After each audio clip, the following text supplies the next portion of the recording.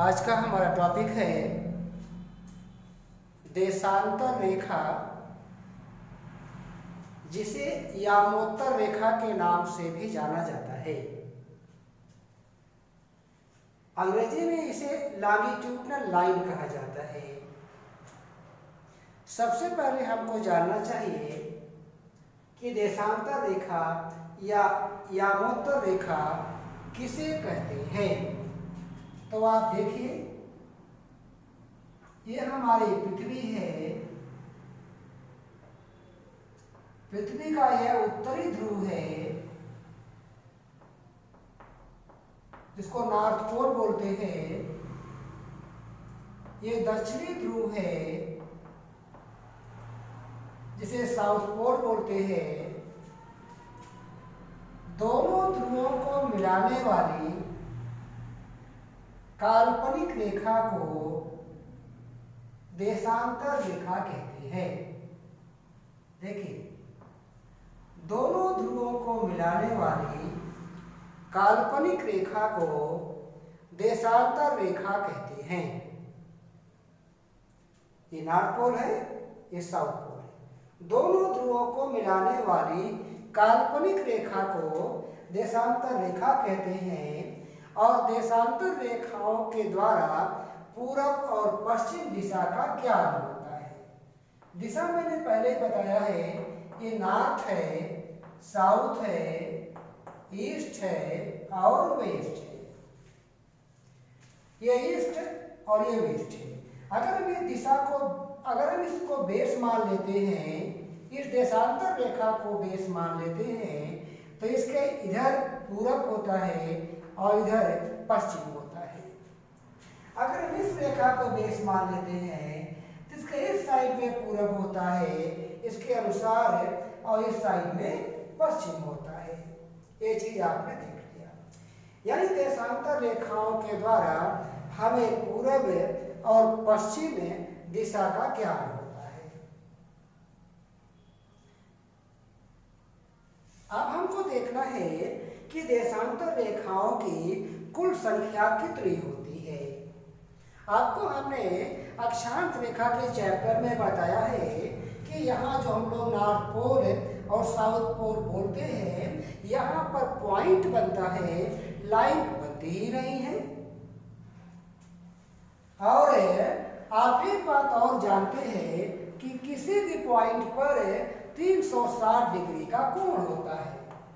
360 degree का कोण होता है।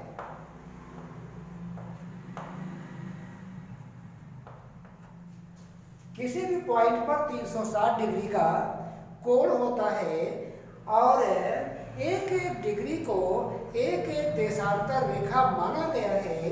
ऐसे में पूरे पृथ्वी पर 360 देशांतर रेखाएं होती हैं।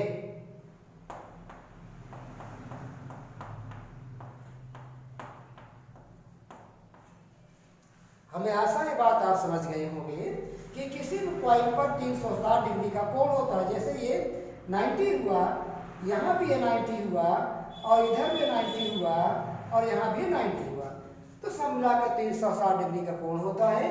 ऐसे में एक एक डिग्री को एक एक देशांतर रेखा माना गया है।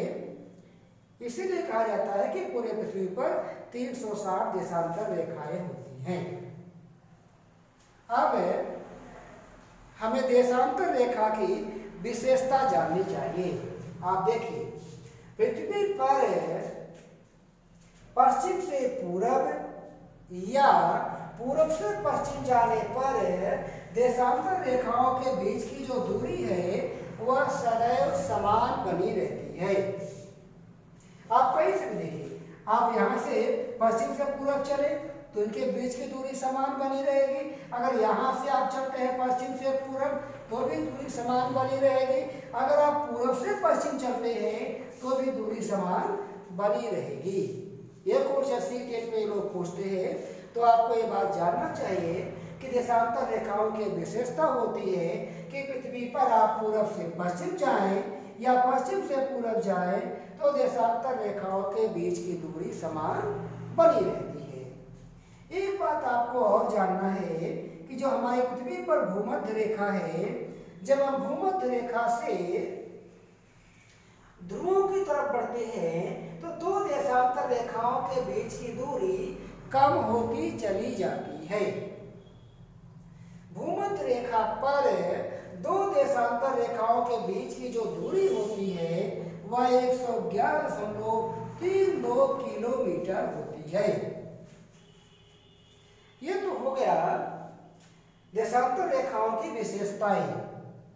यहीं पर एक बात और आपको जानना है, जो देशांतर रेखाओं के द्वारा जाल बन रहा है हमारी पृथ्वी पर, इस जाल को, नेट को कहा जाता है गोरे। बात को फिर से आप सुने, देशांतर रेखाओं से बने हुए जाल को गोरे कहा जाता है, और जब इन्हीं देशांतर रेखाओं पर अक्षांश रेखाएं भी खींच दी जाती है इस तरह से, तो अक्षांश और देशांतर रेखाओं के जाल को ग्रिड कहा जाता है। ध्यान रहे, अक्षांश और देशांतर रेखाओं के जाल को, जो अब ये जाल बन रहा है, इसे ग्रिड कहा जाता है। अब इसमें आप नेक्स्ट पॉइंट देखें। देखिए, हमारी जो पृथ्वी है वह गोल है। ऐसे में पूरे पृथ्वी को एक साथ देखना संभव नहीं है। आइए हम इमेजिन करते हैं कि पृथ्वी को कहीं एक जगह से ओपन करके ऐसे फैला देते हैं। जब हम इसको ऐसे फैलाएंगे तो ये पृथ्वी के मध्य का भाग होगा जो 0 डिग्री होगा, इसका आधा भाग पश्चिम में होगा जो कि 180 होगा, बाकी आधा भाग पूरब में होगा जो कि 180 होगा। 180, 360 होता है। आपने अभी पढ़ा है कि पृथ्वी पर कुल 360 देशांतर रेखाएं होती है। यह पूरब का भाग है तो हम इसे कहेंगे पूर्वी गोलार्ध है। अंग्रेजी में बोलते हैं ईस्टर्न हेमिस्फीयर है, और ये पश्चिम में है, इसे बोलेंगे पश्चिमी गोलार्ध है, यानी वेस्टर्न हेमिस्फीयर। अब कुछ बातें हमें यहां और देखना है। सबसे पहले आप देख लीजिए कि जो हमारी पृथ्वी है इस पर 360 देशांतर रेखाएं हैं, और हमारे सूरज को एक देशांतर रेखा से दूसरे तक पहुंचने में 4 मिनट का समय लगता है। ऐसे में हमारे सूरज को 360 देशांतर रेखा को 360 है देशांतर रेखा को पार करने में लगभग 24 घंटे का समय लगता है। 24 घंटे का समय लगता है। ये जो 24 घंटे है इसे 24 टाइम जोन कहा जाता है। इसे 24 हिंदी में बोलते हैं समय क्षेत्र, और इंग्लिश बोलते हैं टाइम जोन। यानी पृथ्वी पर कुल 24 टाइम जोन होता है। चूंकि 24 घंटे होते हैं रात और दिन को मिला करके, इसलिए उसे 24 समय क्षेत्र कहा गया है, इंग्लिश से टाइम जोन कहा जाता है। यानी कुल पृथ्वी पर 24 टाइम जोन होता है, समय क्षेत्र होता है, और ऐसे में प्रत्येक टाइम जोन एक घंटे का होता है। प्रत्येक समय क्षेत्र एक घंटे का होता है। एक घंटे में 60 मिनट होता है। एक घंटे में सूरज को 15 देशांतर रेखाओं को पार करना पड़ता है। एक घंटे में सूरज को 15 देशांतर रेखाओं को पार करना पड़ता है। इसको आप ऐसे समझिए, सूरज को प्रत्येक देशांतर रेखा को पार करने में 4 मिनट का समय लगता है। ऐसे में सूरज को 15 देशांतर रेखाओं को पार करने में 15 चौके 60 मिनट यानी 1 घंटे का समय लगता है। तो हम ये भी कहते हैं कि प्रत्येक समय क्षेत्र 1 घंटे का होता है, और 1 घंटे में 15 देशांतर रेखाएं होती हैं। अब कुछ और महत्वपूर्ण बातें यहां बचती हैं, जैसे जो पृथ्वी के मध्य की लाइन है, जो पृथ्वी के मध्य की ये देशांतर रेखा है, इसका दो नाम है। पहला, इसे प्रधान मध्याह्न रेखा कहा जाता है, अंग्रेजी में इसे प्राइम मेरिडियन कहा जाता है। प्राइम मेरिडियन कहा जाता है। इसी प्रधान मध्याह्न रेखा के द्वारा पूरे विश्व का समय मापा जाता है। इसका एक नाम और है, पहले आप ये जान ले।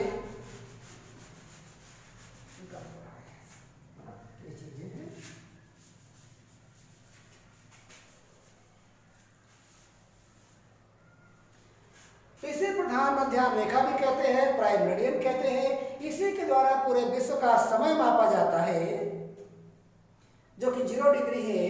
इसका एक नाम और है, इसे ग्रीनविच रेखा के नाम से भी जाना जाता है, यानी GMT फुल फॉर्म होता है ग्रीनविच मीन टाइम। एक्चुअली यह जो लाइन है इंग्लैंड के ग्रीनविच शहर से होकर के गुजरती है, इसलिए इसका नाम रखा गया है ग्रीनविच रेखा।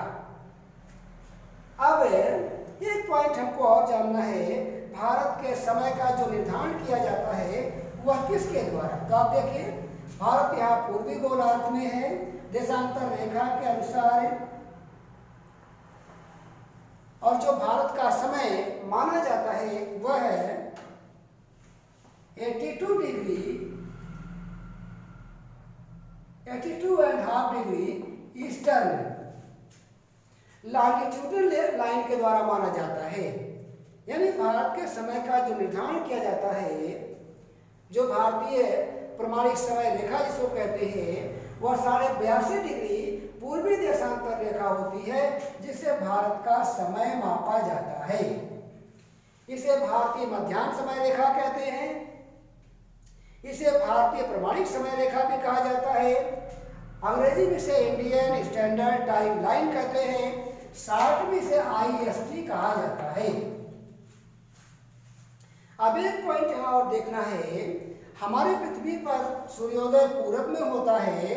ऐसे में क्रमशः सूर्योदय पहले भारत में होगा और बाद में इंग्लैंड में होगा, और इंग्लैंड और भारत के मध्य में 5.5 घंटे का अंतर है। 5.5 घंटे का अंतर है, इसलिए कहा जाता है भारत का समय इंग्लैंड के समय से 5.5 घंटा आगे है। कुछ महत्वपूर्ण बातें यहां और रह गई हैं। जो भारतीय प्रमाणिक समय रेखा है, यह इलाहाबाद, जिसको अब प्रयागराज के नाम से जाना जाता है, तो इलाहाबाद के समीप नैनी तथा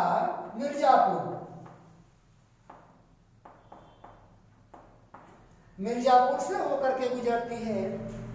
अगर आपसे बाई चांस राज्य पूछा जाए कि जो भारतीय प्रमाणिक समय रेखा है भारत के किन राज्यों से होकर के गुजरती है, तो आप देख लीजिए, उत्तर प्रदेश है, मध्य प्रदेश है, छत्तीसगढ़ है,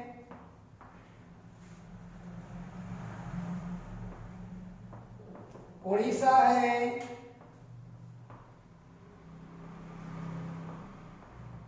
आंध्र प्रदेश। यही 5 राज्य हैं जिनसे होकर के भारतीय प्रमाणिक समय रेखा गुजरती है। तो इस टॉपिक में इतने ही पॉइंट थे जो आपको हमने दे दिया। अगर हमारा वीडियो आपको अच्छा लगता है तो आप इसे लाइक करें, सब्सक्राइब करें और शेयर करें। धन्यवाद।